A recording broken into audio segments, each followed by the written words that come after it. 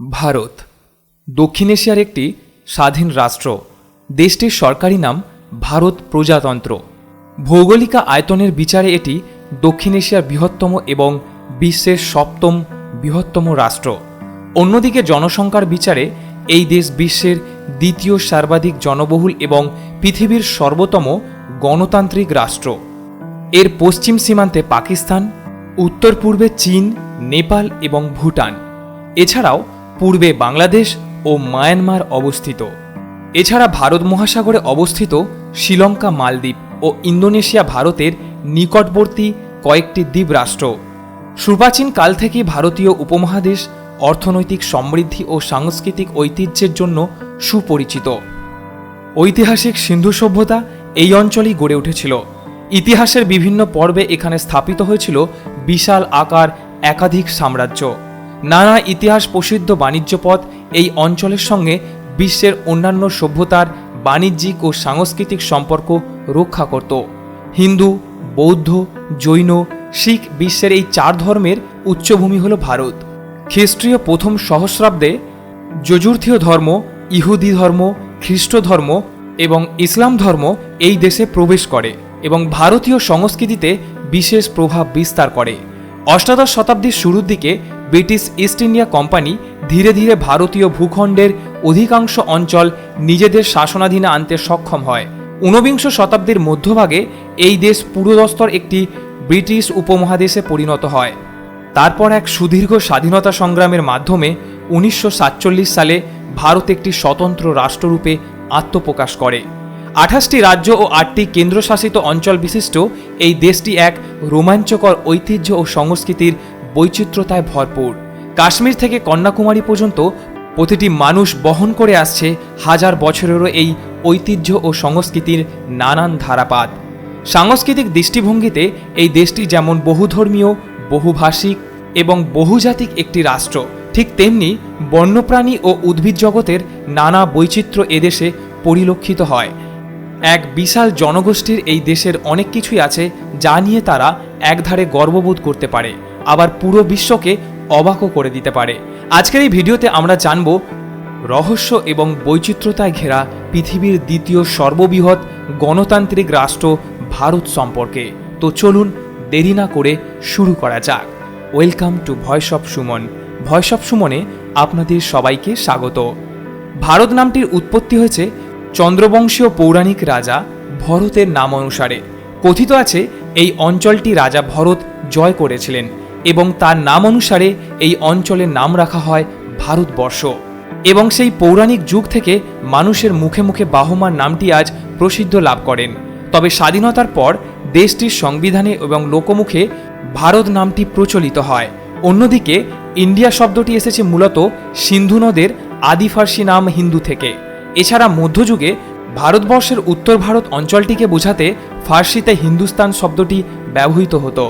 বর্তমানে কোনো কোনো ক্ষেত্রে বা সমগ্র ভারত দেশকে বোঝাতে ব্যবহৃত হয় এই নামটি।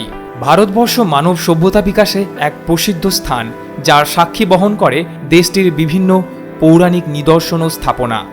ভারতের মধ্যপ্রদেশে ভীমবেটকা প্রস্তুত ক্ষেত্রে ভারতের মানব বসতির প্রাচীনতম নিদর্শন খুঁজে পাওয়া যায়। পুরাতত্ত্ববিদের মত অনুসারে প্রায় 1 লক্ষ বছর আগে এখানে মানুষের বসবাস ছিল।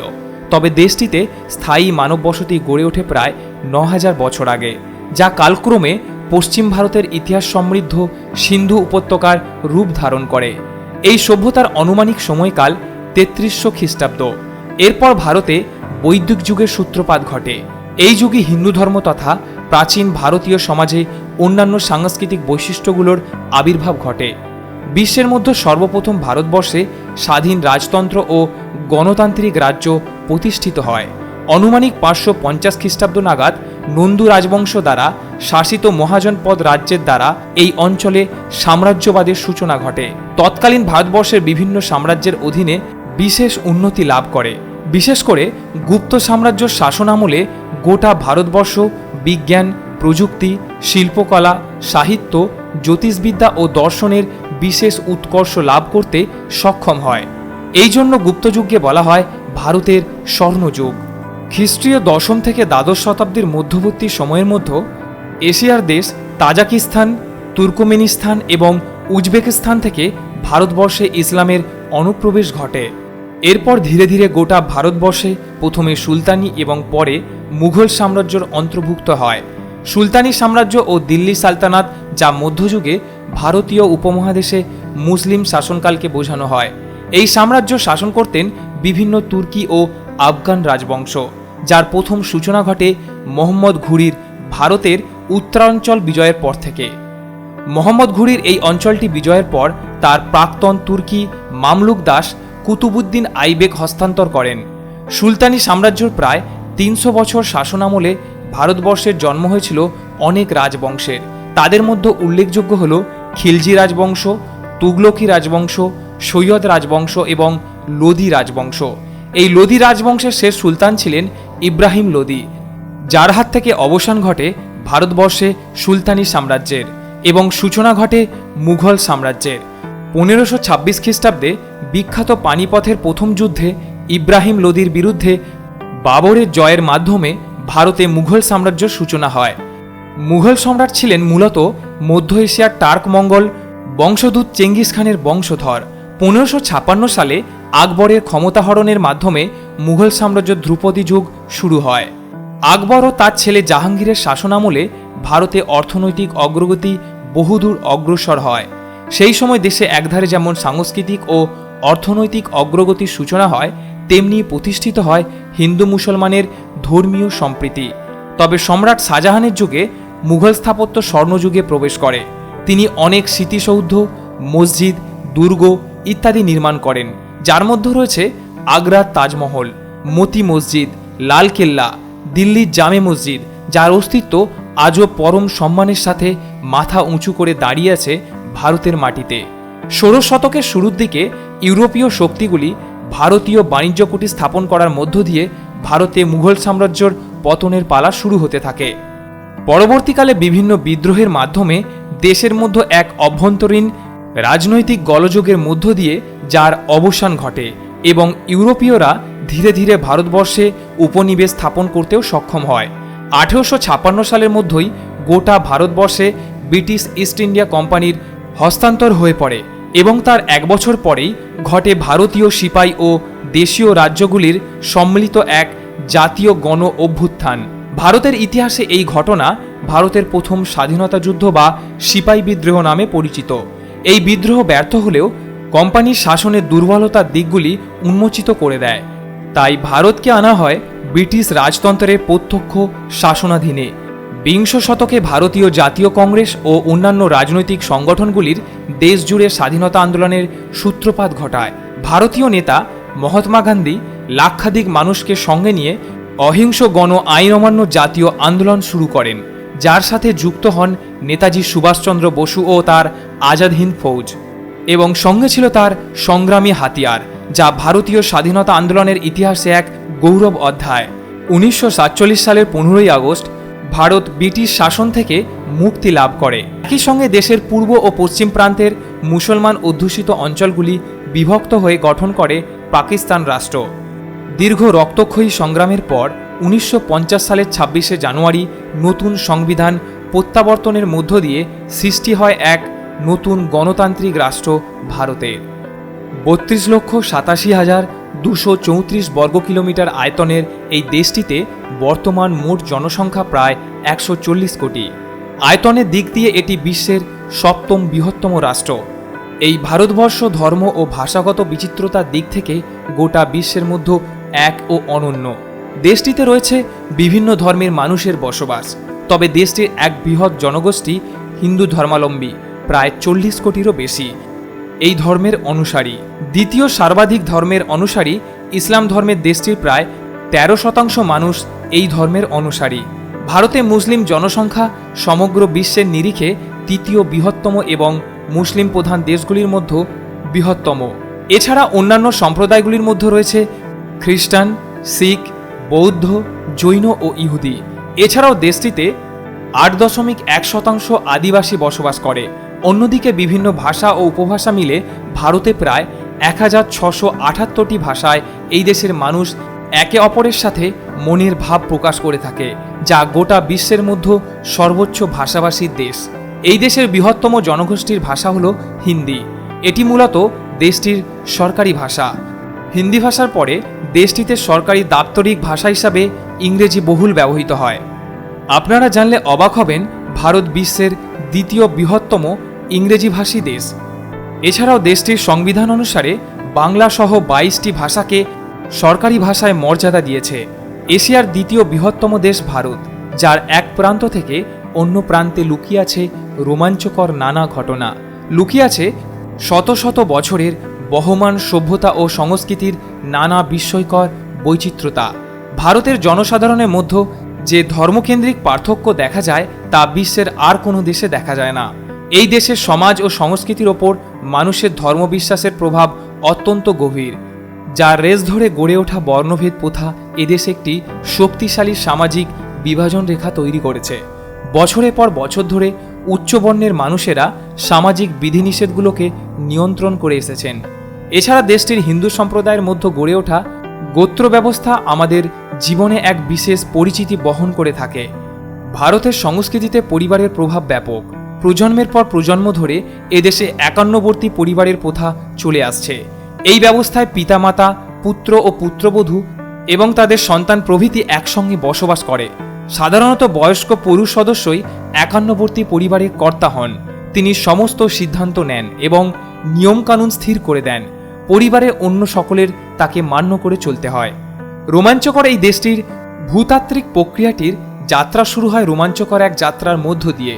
৭৫ কোটি বছর পূর্বে ভারতীয় ভূখণ্ডটি অতি মহাদেশ গন্ডোয়ানার অংশ থেকে টেকটনিক প্লেটের গতিশীলতার কারণে উত্তর পূর্ব দিক থেকে সরতে শুরু করে, যা প্রায় ৫০ কোটি বছর যাত্রা শেষে ইউরোপীয় পাতের সাথে সংঘর্ষ ঘটে এবং উপমহাদেশের পাতটি ইউরোপীয় পাতের তলায় ধাবিত হয়ে সৃষ্টি হয় পৃথিবীর উচ্চতম পর্বতমালা হিমালয়ের। ভারতের বৈচিত্র্যময় ভৌগোলিক অবস্থানের জন্য দায়ী মূলত এই ঘটনাটি। এই ঘটনার পর হিমালয় পর্বতমালার পাত সঞ্চালনের ফলে একটি বৃহত্তর খাত সৃষ্টি হয় এবং কালক্রমে নদীর পলিজমে খাতটি গাঙ্গেয় সমভূমি অঞ্চলে পরিণত হয়। সেই সমভূমি কালক্রমে সৃষ্টি হয়েছে ধুধু মরুভূমির। ভারতের এই বৈচিত্র্যময় ভৌগোলিক এবং ভূতাত্ত্বিক উপাদানগুলি দেশের জলবায়ুকে অনেকাংশেই প্রভাবিত করে রেখেছে। এদেশের উত্তর সীমান্ত বরাবর অবস্থিত হিমালয় পর্বতমালা মধ্য এশিয়া থেকে আগত বায়ু প্রবাহকে প্রতিরোধ করে দেশের ক্রান্তীয় জলবায়ু বজায় রাখতে সহায়তা করে। আবার অন্যদিকে রাজস্থানের থর মরুভূমি দক্ষিণ পূর্ব দিক থেকে আগত গ্রীষ্মকালীন আর্দ্র বায়ু প্রবাহ বজায় রাখার ক্ষেত্রে গুরুত্বপূর্ণ ভূমিকা পালন করে। জুন থেকে অক্টোবর মাসের মধ্যবর্তী সময়ে আগত এই বায়ু প্রবাহ ভারতে বর্ষার মূল কারণ। ভারতের জলবায়ুতে মূলত 5টি প্রধান ঋতু দেখা যায়। জানুয়ারি থেকে ফেব্রুয়ারি পর্যন্ত দেশটিতে শীতকাল বিরাজ করে। মার্চ থেকে মে পর্যন্ত গ্রীষ্মকাল, জুন থেকে সেপ্টেম্বর পর্যন্ত বর্ষা, অক্টোবর থেকে ডিসেম্বর পর্যন্ত শরৎ ও হেমন্ত এই 2 ঋতু বিরাজ করে। তবে দেশটির কিছু কিছু অঞ্চলে সারা বছর শীতকাল বিরাজ করে। ভারত দেশটি প্রাণী বিচিত্রতার আর এক ভাণ্ডার। ভারত পৃথিবীর একমাত্র দেশ যেখানে একসঙ্গে সিংহভাগের দেখা মিলবে। এছাড়া 18টি মহা বৈচিত্র্যপূর্ণ। এই দেশে মোট পৃথিবীর 7.6% স্তন্যপায়ী প্রাণী, 12.6% পাখি, 6.2% সরীসৃপ এবং 4.4% উভয়চর, সাথে 11.7% মাছের উপস্থিতি রয়েছে। বিগত দশকগুলিতে মানুষের অরণ্য অগ্রাসনের কারণে বর্তমানে অনেক বন্যপ্রাণী প্রায় বিলুপ্তির পথে। ভারতে অবস্থিত হিমালয় পর্বতমালা দেশটির ইতিহাস ও ঐতিহ্য বিশাল ভূমিকা পালন করে আসছে। এই হিমালয় হিমবাহ সৃষ্টি করেছে ভারতের গুরুত্বপূর্ণ নদী গঙ্গা, যমুনা, কৃষ্ণা, কাবেরী ইত্যাদি। যেসব নদী আজও বহন করে আসছে মানুষের নানা সংস্কৃতি ও রীতিরেওয়াজ, যার তীর ঘেঁষে গড়ে উঠেছে ভারতবর্ষের নানা ইতিহাস প্রসিদ্ধ সভ্যতা। এইসব নদীর মধ্যে অন্যতম নদী হল গঙ্গা নদী। এই নদীটি দেশটির হিন্দু সম্প্রদায়ের কাছে এক তীর্থস্থান। প্রতি বছর জানুয়ারি থেকে ফেব্রুয়ারির মধ্যে কুম্ভ মেলায় পৃথিবীর সবচেয়ে বড় ধর্মীয় জমায়েত দেখা যায় এই নদীর তীরে। 2011 সালের কুম্ভ মেলায় এ যাবৎকালের সবচেয়ে বড় জামায়াত ছিল। সেখানে রেকর্ড সংখ্যক প্রায় 7.5 কোটি তীর্থযাত্রী জড়ো হয়েছিলেন। এছাড়া এই নদীর অববাহিকায় গড়ে উঠেছে ইতিহাসের সবচেয়ে প্রাচীন শহর বারাণসী। এই শহরকে বিশ্বের সবচেয়ে প্রাচীন জীবিত শহর বলা হয়। 11 খ্রিস্টপূর্বাব্দে প্রায় 1 লক্ষ মানুষ এই শহরে স্থানান্তরিত হয়ে বসবাস শুরু করেন এবং আজও তাদের বংশ পরম্পরায় এই শহরে বসবাস করে যাচ্ছেন। বর্তমানে ভারত 28টি রাজ্য এবং 8টি কেন্দ্রশাসিত অঞ্চল বিশিষ্ট একটি সংসদীয় গণতান্ত্রিক রাষ্ট্র, যে দেশের রাষ্ট্রপ্রধান হলেন রাষ্ট্রপতি এবং অন্যদিকে ভারত সরকারের প্রধান হলেন প্রধানমন্ত্রী, আর অধিকাংশ শাসন ক্ষমতাই থাকে তার হাতে। এছাড়া ভারতের প্রত্যেক রাজ্যে নির্বাচিত রাজ্য সরকার রয়েছেন, যেসব সরকার মূলত সেই সব রাজ্যের শাসন ব্যবস্থার দায়িত্বে থাকেন। নিউ দিল্লি ভারতের রাজধানী। এটি মূলত ভারতের কেন্দ্রীয় শাসিত শহর দিল্লির একটি অংশ। ভারত দেশটির প্রশাসনিক আইন ও বিচার বিভাগীয় কেন্দ্রবিন্দু এই শহর। 1911 সালের আগে পর্যন্ত কলকাতা ছিল ব্রিটিশ ভারতের রাজধানী। 1911 সালে দিল্লির দরবারে ভারত সম্রাট পঞ্চম জর্জ নতুন দিল্লি শহরের ভিত্তিপ্রস্তর স্থাপনের মধ্য দিয়ে এই শহর ভারতের রাজধানী হিসাবে সংবিধান লাভ করে। বিভিন্ন ঐতিহ্য ও সাংস্কৃতিক বাহক এই শহর। সুলতানি আমল থেকে মুঘল সাম্রাজ্যের উৎকর্ষতায় ছোঁয়া লেগে রয়েছে এই শহরের আনায় কানায়, যার মধ্যে উল্লেখযোগ্য হল লালকেল্লা, কুতুব মিনার, হুমায়ুনের স্মৃতিসৌধ, দিল্লির জামে মসজিদ। তবে নিউ দিল্লির অধিকাংশ অঞ্চলের পরিকল্পনায় ব্রিটিশ স্থাপিত অ্যাডমিন লুকিয়াস করেছিলেন। এই অঞ্চলটি ভারতের বৃহত্তম অর্থনৈতিক অঞ্চল। নিউ দিল্লির কেন্দ্রস্থলে রয়েছে রাষ্ট্রপতি ভবন। ভারতের অন্যতম প্রধান বাণিজ্য কেন্দ্র হল এই শহর। এর উত্তর অংশে অবস্থিত কর্ণোদয়ই উত্তর ভারতের বৃহত্তম বাণিজ্য কেন্দ্র।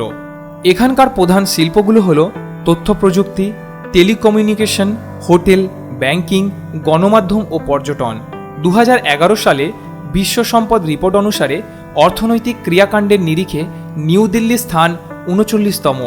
ভারতের বৃহত্তম শহর মুম্বাই, যাকে ভারতের মহারাষ্ট্র রাজ্যের রাজধানী বলা হয়।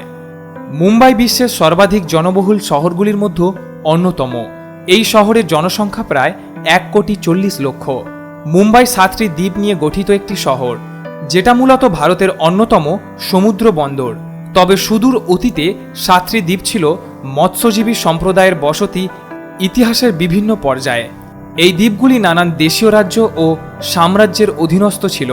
বিভিন্ন পৌরাণিক তথ্য থেকে জানা যায় প্রস্তর যুগ থেকেই এই অঞ্চলে জনবসতির অস্তিত্ব ছিল। তবে এই অঞ্চলে প্রথম কবে জনবসতি স্থাপিত হয়েছিল তার সুস্পষ্ট কোনো ধারণা পাওয়া যায়নি।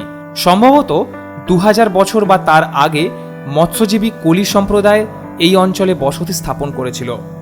মুম্বাই শব্দটির প্রচলন হয় স্থানীয় অশিক্ষিত মারাঠিদের উচ্চারণ বিকৃতি থেকে। খ্রিস্টীয় 16 শতাব্দীতে এই অঞ্চলের নাম ছিল বোম্বাই। এই শহর মারাঠি ও গুজরাটি ভাষীদের বোম্বাই উচ্চারণের পরিবর্তে মুম্বাই উচ্চারিত হতে হতে আজকের মুম্বাইয়ে পরিণত হয়েছে। বর্তমানে মুম্বাই ভারতের বৃহত্তম শহর ও অর্থনৈতিক রাজধানী। দেশের মোট জিডিপির 5% যোগান আসে এই শহর থেকে। এছাড়া শ্রমিক নিয়োগের 10%, শিল্প উৎপাদনের 25% এবং বৈদেশিক বাণিজ্যের 40% করের উৎস হল মুম্বাই। মুম্বাই শহর বন্দর ও জাহাজ নির্মাণ শিল্পে সুবিখ্যাত। মুম্বাই বন্দর ভারতের অন্যতম প্রাচীন এবং সর্বাধিক গুরুত্বপূর্ণ বন্দর। ভারতীয় অর্থনীতি একটি উন্নয়ন শিল্প অর্থনীতির হিসাবে গোটা বিশ্বের কাছে পরিচিত। 2017 সালের হিসাব অনুযায়ী ভারতের মোট জিডিপি 3.535 মিলিয়ন মার্কিন ডলার এবং মাথাপিছু আয়ের প্রায় 2.515 মার্কিন ডলার। এত বড় একটি অর্থনীতি চালকের আসনে রয়েছে দেশটির কৃষিকাজ, হস্তশিল্প, বস্ত্রশিল্প, উৎপাদন ক্ষেত্র। এছাড়াও বর্তমানে দেশটির আইটি সেক্টরে এক বিশাল প্রসিদ্ধি লাভ করে। বিগত 2 দশকের উল্লেখযোগ্য অর্থনৈতিক প্রবৃদ্ধি সত্ত্বেও ভারত বিশ্বের সর্বাপেক্ষা দারিদ্র্যপীড়িত রাষ্ট্র। এছাড়া শিশু অপুষ্টির হার ও বিশ্বের অন্যান্য দেশগুলির তুলনায় ভারতের সর্বাধিক। এছাড়াও সবথেকে একটি আশ্চর্যকর বিষয় হল ভারতে বিশ্বের মধ্যে সবচেয়ে বেশি নারী নির্যাতনের শিকার হয়ে থাকে। এই দেশে প্রতি বছর গড়ে প্রায় 28,000-এরও বেশি নারী ধর্ষণের শিকার হয়ে থাকে। তবুও বহুজাতিক ধর্ম, বহুজাতিক ভাষা ও সংস্কৃতির মাঝেও ভারত এক অখণ্ড দেশ। এই ছিল ভারত নিয়ে কিছু জানা অজানা কথা। আর এই এত কিছুর জন্যই ভারতকে বলা হয় মানব বৈচিত্র্যের এক অপার ভাণ্ডার। এই বিষয়ে আপনাদের কি মতামত অবশ্যই আপনারা কমেন্ট বক্সে জানাবেন। চলুন আজকের মতো এইটুকুই। আবার দেখা হচ্ছে অন্য কোনো দিন অন্য কোনো সময়। সবাই ভালো থাকবেন, সুস্থ থাকবেন। তবে ভিডিওটি যদি ভালো লেগে থাকে তাহলে অবশ্যই লাইক, শেয়ার এবং কমেন্ট করবেন। আর এই ধরনের নিত্য নতুন ভিডিও পেতে আমাদের চ্যানেলটি সাবস্ক্রাইব করে পাশে থাকা বেল আইকনটি প্রেস করবেন।